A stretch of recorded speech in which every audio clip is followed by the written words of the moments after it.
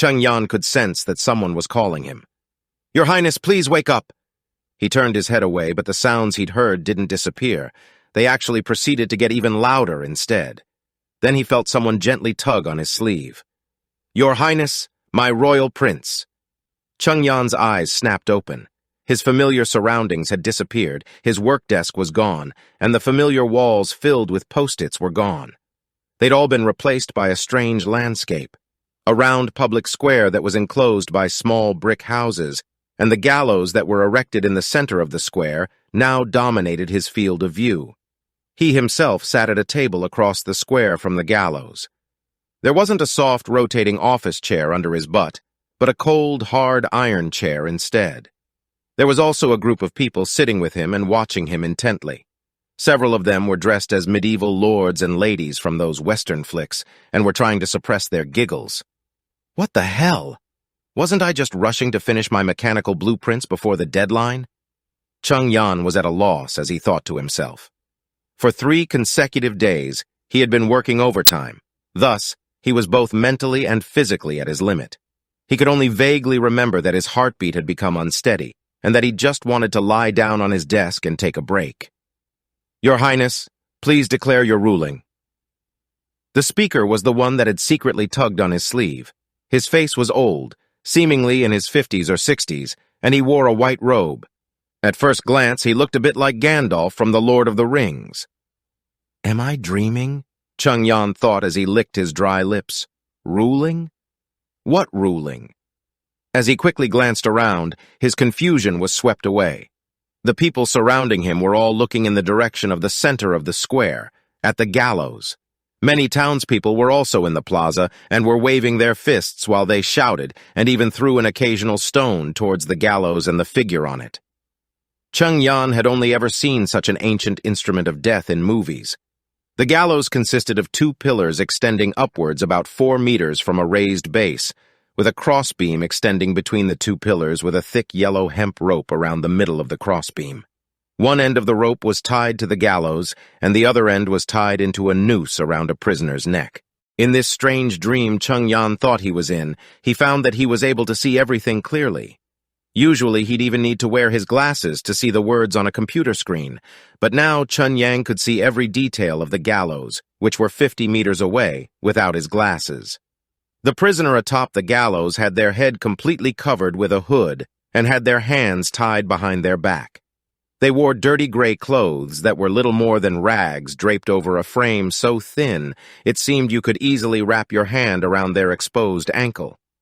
Cheng Yan judged the prisoner to be female by her faintly bulging chest and looked on as she stood there shivering in the chilly wind, but still trying to stand up straight to face her fate on her feet. All right then, Cheng Yan thought to himself, what crime did this woman commit that caused so many people to be so outraged and to wait for her to be hanged with such rage and hostility? Cheng Yan's memories appeared, almost as if they'd suddenly been turned on, and he realized the cause of the situation and the answer to his question at almost the same time. She was a witch. She was considered to have fallen to the temptation of the devil and was known as an incarnation of evil. Your Highness? The Gandalf look-alike cautiously urged. Cheng Yan glanced at the old man. Well, Cheng Yan's new memories told him the old man wasn't called Gandalf. His real name was Barov, and he was an assistant minister of finance dispatched by the Roland's father to assist in the governing of the territory. Cheng Yan's identity was that of the 4th prince of the kingdom of Greycastle, Roland, and he had been sent here to govern this region. The residents of this border town had caught and seized the witch, immediately turning her over to the local guards to question. Questioning? No. She was immediately sent to be sentenced with no opportunity to defend herself.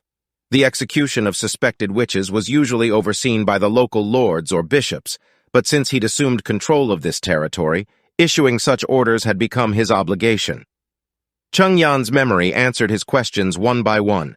It was unnecessary to filter and read through them. It was as if they had always been his own experiences.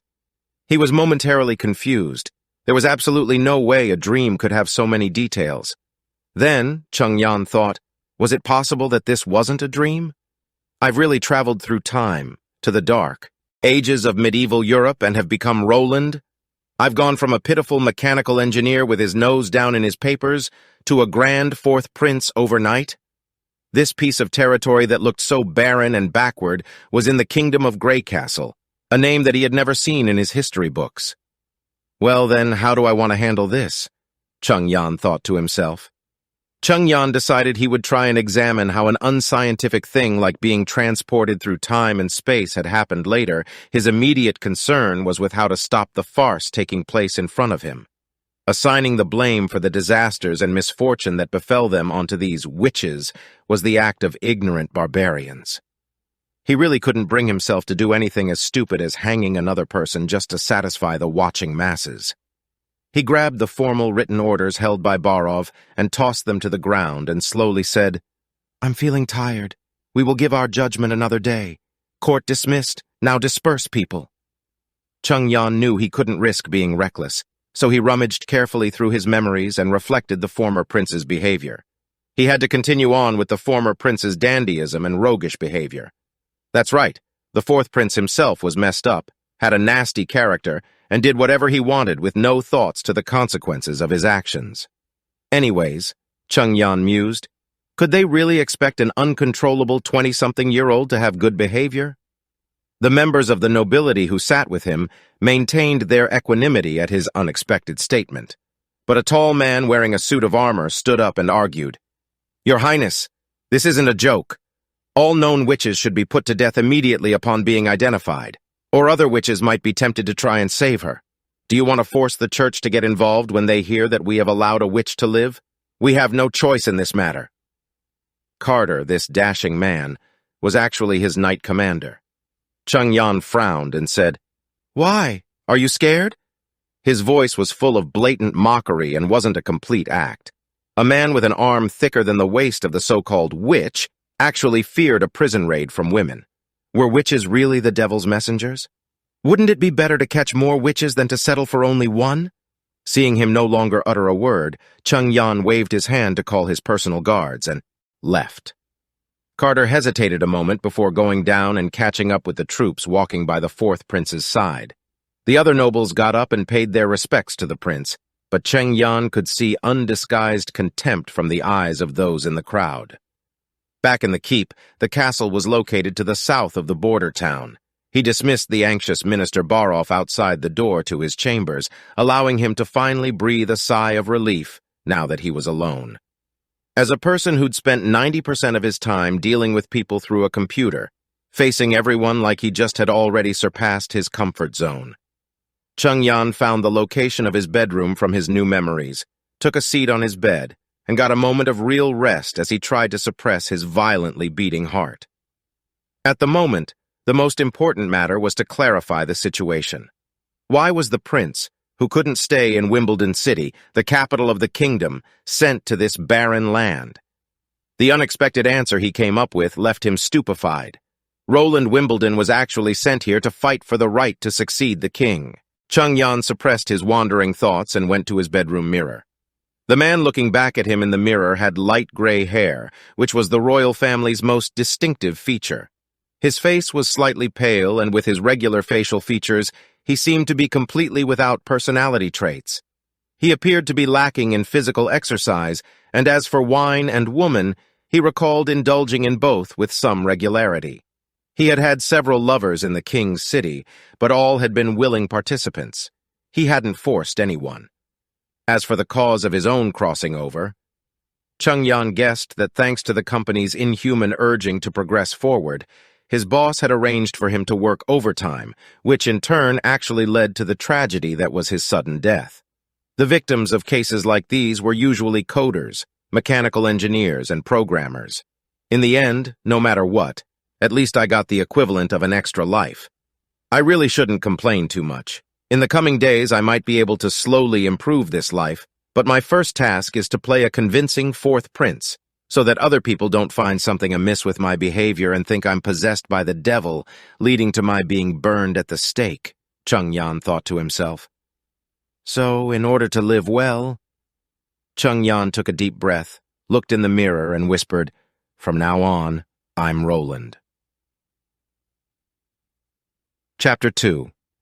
The Witch Named Anna. Part 1.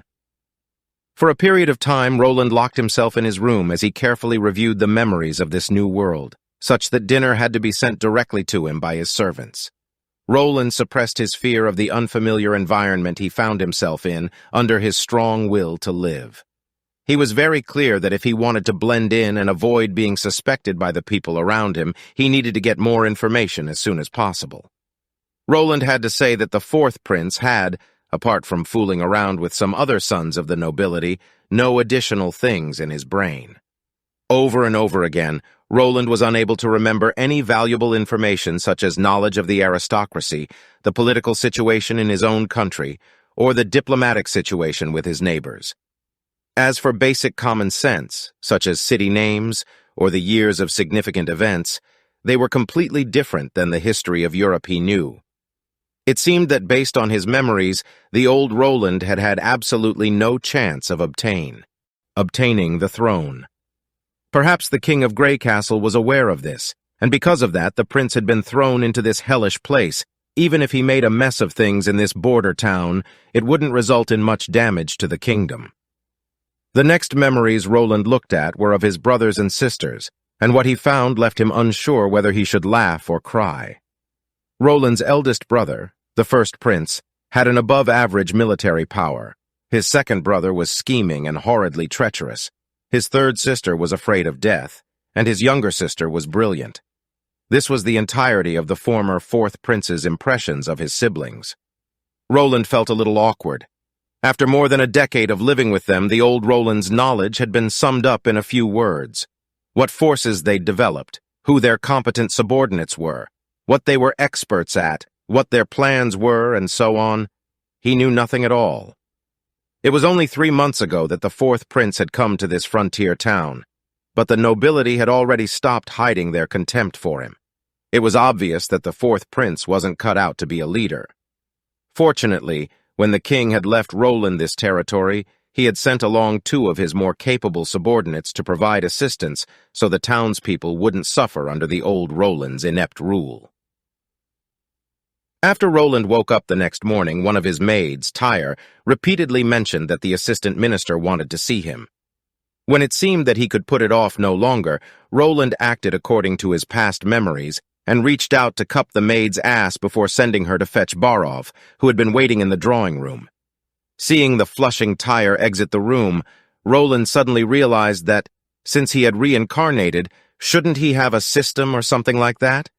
At least in many tales, that was the standard formula, but the arrival of a system never happened. Sure enough, what Roland had read in those novels was all fiction. In the drawing room, Barov was already restless from waiting.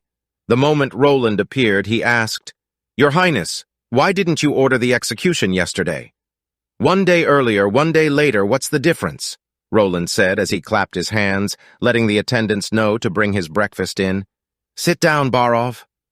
The impressions he had from the old Roland's memories, and also based on his own opinion, was that the Night Commander liked to confront problems with the fourth prince directly face-to-face, even in the presence of others, while the assistant minister was more circumspect and liked to discuss issues in private. In any case, the loyalty of the 2 was likely to be to the king. "A day later may lead to other witches appearing, my royal prince. This isn't the same as before with your previous escapades. Not during this time of chaos," Barov cautioned. "How can you even say that?" Roland asked while frowning. "I thought you were capable of distinguishing the differences between superstition and fact." Barov looked bewildered. "What superstitions?" "That a witch is evil and the devil's messenger." Roland seemed to not mind as he patiently answered the question. "Isn't that what the church teaches us? They won't intervene here. I think it's actually the opposite. Their propaganda states that witches are evil, and while we've chosen not to actively aid their witch hunt, all the people in this territory believe in these shameless superstitions spread by the church." Barov was shocked. Could a witch really be indeed evil? Roland asked. Like what? The assistant minister was silent for a moment, trying to decide if the prince was deliberately making fun of him. "Your Highness, this problem can be discussed later. I know you don't like the church, But this pursuit of conflict is counterproductive. Roland curled his lips. It seemed that reversing this superstition about witches wasn't something that he could do overnight, but for now he decided to put it out of his mind. When Roland's breakfast of toast, fried eggs, and a carafe of milk arrived, he made up 2 plates, one of which he served to the assistant minister. "You haven't eaten until now, right?" asked Roland before he started eating. The maid had told him that Barov had arrived outside his chambers at dawn and had directly requested to see him, so he shouldn't have had time to eat. While he'd decided to imitate the former prince's way of life, he'd also decided to begin to change the way people perceived him a bit at a time. The assistant minister was a good first target for his plan. Roland thought to himself, if you can make your men feel valued, then they'll be more motivated to work for you. Taking the initiative had always been the most efficient way to win, hadn't it? Barov took the cup of milk Roland handed him but didn't drink as he anxiously said, "Your Highness, we still have a problem. The guards reported that 3 days ago a suspected witch camp was found in the western forest. Because they left in a hurry and didn't clean up all of their traces, a guard found this in the camp." He took out a coin from his pocket and put it in front of Roland. This wasn't the common currency of the kingdom. At least according to the memories of the old Roland, he hadn't seen such a coin. It wasn't even like theirs. It wasn't even made of metal. Feeling it in his hands, he was surprised to find that the coin was warm, and the assistant minister definitely wasn't the source of this sweltering heat of at least 40 degrees Celsius, which reminded him of the moment when one took a bath. "What is this?" Roland asked. "I thought it was just some foul trinket that a witch made, but it's actually more serious than that." Barov had to pause to wipe his forehead. "The printed pattern is known as the Devil's Eye of the Sacred Mountain, which is the emblem of the Witch Cooperation Association." Roland rubbed the coin's uneven surface. He guessed that it was probably fired ceramic. Indeed, he saw that the center of the coin depicted a mountain-shaped pattern of 3 triangles, juxtaposed with one eye in the center triangle. The pattern's contour lines were very rough. He judged that it should have been polished by hand. Roland recalled the 2 terms, Devil's Eye of the Sacred Mountain and the Witch Cooperation Association, but wasn't able to discover any details. It seemed that the 4th prince had had no interest in occultism. Roland didn't expect that Barov knew more, but he continued, "Your Highness, you haven't seen real witches before, so it's understandable if you think their abilities are exaggerated. Indeed, they can be injured, they'll even bleed and aren't any harder to kill than the rest of us, but that's only for a witch who can't resist. When they receive the devil's power, it can shorten the lifespan of a witch, but it can also give them terrible power. Ordinary people just can't match them. Once a witch grows to adulthood, even an army will have to pay a high price to kill her. Their desires are almost impossible to suppress, ultimately causing them to degenerate into the devil's minions. The church therefore declared a holy inquisition. If a woman is found to have even a chance to be a witch, they're to be immediately seized and executed. The king has also approved of this decree, and in fact, these measures have been highly effective, and the incidents where witches have wreaked havoc have already greatly declined in comparison to 100 years ago.